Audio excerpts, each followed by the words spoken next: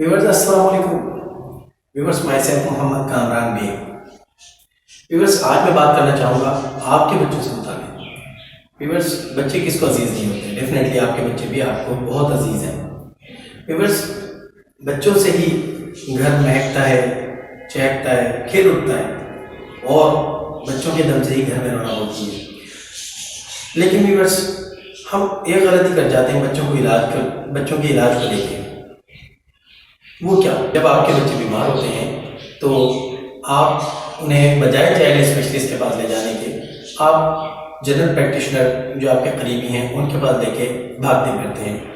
हालांकि बच्चों को ले जाना चाहिए हमेशा चाइल्ड स्पेशलिस्ट के पास। अब सवाल ही पैदा होता है कि बच्चा किस उम्र से किस उम्र तक बच्चा रहता है।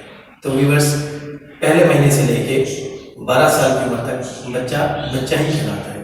तो आज प्रॉमिस करते हैं मेरे व्यूअर्स मुझसे कि अपने बच्चे को पहले महीने से लेकर 12 साल तक के बच्चे को हमेशा जब भी वो बीमार हो उसे सही डॉक्टर यानी चाइल्ड स्पेशलिस्ट के पास लेकर जाइए। प्रॉमिस।